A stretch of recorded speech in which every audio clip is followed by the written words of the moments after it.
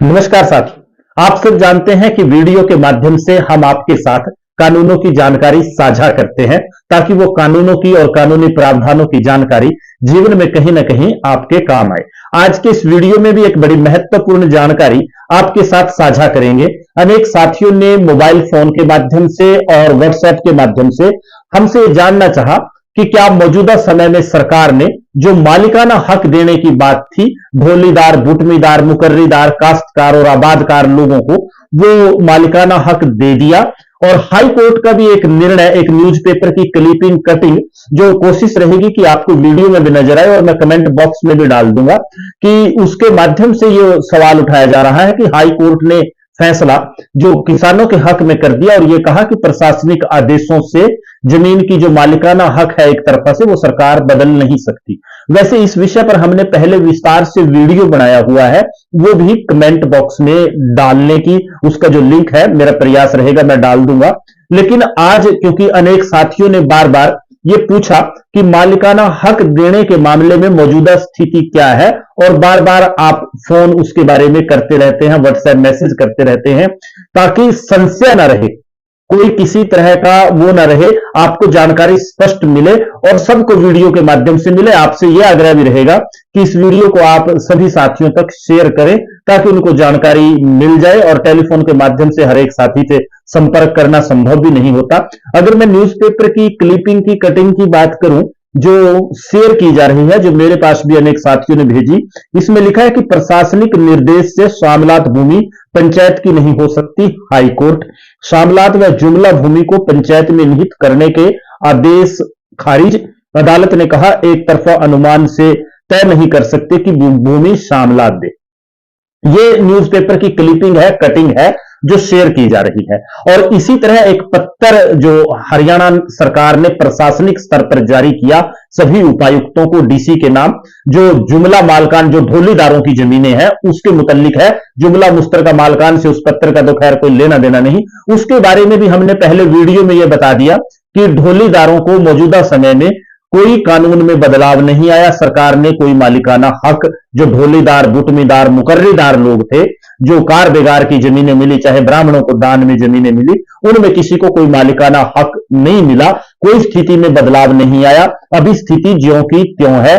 और जहां तक इस जो न्यूज़पेपर की क्लिपिंग है इसका सवाल है, ये वही पुराने वाली स्थिति है, क्योंकि सुप्रीम कोर्ट के निर्णय के बाद हरियाणा सरकार ने एक पत्र जारी कर दिया था कि इन जमीनों के इंतकाल बदल दो, और हाई कोर्ट ने उस पत्र को निरस्त करते हुए, उसको सेट असाइड करते हुए, उसको गलत करार देते हुए यह फैसला दिया था कि कानूनी प्रक्रिया पूरी होनी चाहिए। जिस जमीन की सेल डीड रजिस्ट्री हो गई, जो तकसीम हो गई, जो आगे लोगों को बिक गई, उसको अगर बदलाव करना है कानूनी प्रक्रिया का, वो कानूनी प्रक्रिया पूरी होनी चाहिए। कोर्ट के माध्यम से आप उसमें बदलाव कराएं, जो नियम और कानून तय है आम लोगों के लिए वैसे ही सरकार उसमें करे। सरकार को कोई विशेषाधिकार इस मामले में प्राप्त नहीं है, ये हाई कोर्ट ने केवल कहा था। और जो किसान आंदोलन से जुड़े साथियों ने, यूनियन के साथियों ने जो संघर्ष इन जमीनों को लेकर किया, चाहे हमारा संगठन था चाहे दूसरे किसानों के संगठन थे, उन्होंने जब संघर्ष किया और सरकार के ऊपर दबाव बनाया तो उसका, और जो हाई कोर्ट का फैसला आया उसका यह प्रभाव हुआ कि इस मामले में जो फौरी कार्रवाई होनी थी वो रुक गई। सरकार ने आश्वासन दिया था मालिकाना हक देने का, उसके लिए कमेटी गठित करने की बात भी सरकार ने कह रखी है। वो कमेटी क्या कार्रवाई कर रही है, मैं उस कमेटी के कोई मायने तो समझता नहीं। क्यों? क्योंकि अगर किसानों से राय नहीं ली गई, उनकी सुनवाई नहीं हुई, या किसानों से जुड़े जो लोग हैं उसमें कुछ सलाह सुझाव देना चाहते हैं और क्या उसमें कमेटी में रिपोर्ट हो रही है, उसके बारे में कोई जानकारी सार्वजनिक तौर पर साझा नहीं की गई। हाँ, इतना जरूर जानने में आया है कि एक कमेटी का गठन किया गया है जो सरकार को बताएगी, और वो क्या निर्णय उसके बाद होगा या नहीं वो उसके बाद पता चलेगा। लेकिन मौजूदा स्थिति में जो कार्रवाई फौरी तौर पर सरकार ने शुरू की थी वो रुक रखी है। कानूनी स्थिति ज्यों की त्यों है। आज जितनी भी जमीनें जिनका हम जिक्र करते हैं आज के समय में, उनमें ना कोई प्रशासनिक अधिकारी आपकी सुनने को तैयार है, ना न्यायालय ज्यादातर मामलों में सुनने को तैयार है।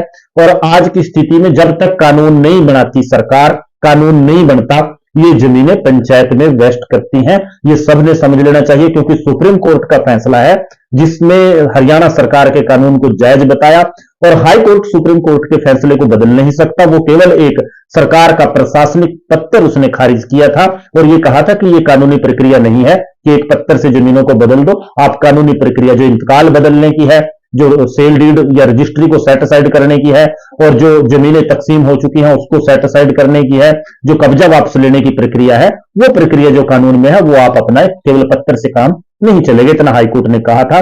और सुप्रीम कोर्ट में रिव्यू पेंडिंग है। अगर वो रिव्यू का फैसला आता है तब जमीनें आपके पास हो सकती हैं, तब भी केवल दो तरह की जो जमीनें हैं उसका मामला सुप्रीम कोर्ट में पेंडिंग है।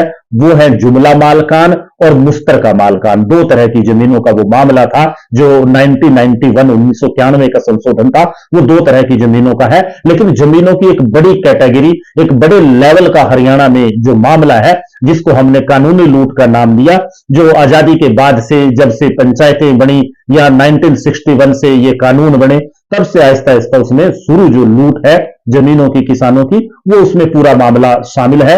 वो विस्तार से हमने पहले भी चर्चा कर रखी है और कुछ पहलू जो बचे हैं उनके बारे में बाद में चर्चा करेंगे। लेकिन आज का वीडियो केवल स्पष्टीकरण के लिए, ये स्थिति साफ और स्पष्ट करने के लिए है कि कोई मालिकाना हक आज की तारीख में, ये हाई कोर्ट की जो क्लिपिंग शेयर की जा रही है इससे भी विरोधाभास, लोगों के मन में शंका और संशय पैदा हो रहा है। ये ऐसा कुछ नहीं है कि इसके तहत मालिकाना हक मिल गया और जो ढोलीदारों का पत्थर था, बुटमीदार मुकर्रीदारों का पत्थर था, उससे भी कोई मालिकाना हक नहीं मिला। सरकार ने वायदा किया हुआ है देने का, कमेटी कह रहे हमने बना रखी है, लेकिन अभी तक ना कोई कमेटी की कोई रिपोर्ट सार्वजनिक हुई, ना सरकार ने कानून बनाया। अभी संघर्ष बाकी है, जारी है, और ज्यादा एकजुट होकर मिलकर लड़ने की जरूरत है। वो निर्णय आपने करना है कि लड़ना या नहीं। अपनी लड़ाई खुद लड़नी पड़ती है, दूसरों के सहारों पर लड़ी नहीं जाया करती। अगर सभी आप इकट्ठे होकर, जितने लोग इन जमीनों से प्रभावित है, एक दिन भी सरकार से मांग करें तो किसी सरकार की इतनी हिम्मत नहीं कि आपको ये हक ना दें। लेकिन उसके लिए दूसरों से तमाशा देखकर कि उन्होंने कर दिया, वो कर देंगे, वो कर देंगे, ऐसे काम चलने वाला नहीं। संघर्ष आपको करना है। और एक बात यह भी आप स्पष्ट तौर पर समझ लें कि ये जमीनें न्यायालय के जरिए मिलने की संभावना बहुत कम है। केवल कानूनों में बदलाव, कानून बनाकर इसके संदर्भ में ये जमीनें आपको मिल सकती हैं। आज की इस वीडियो में इतना ही।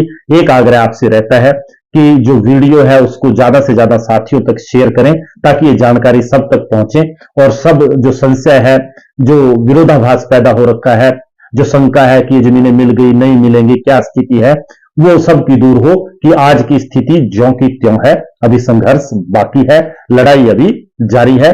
धन्यवाद। जय हिंद, जय भारत, जय किसान साथी।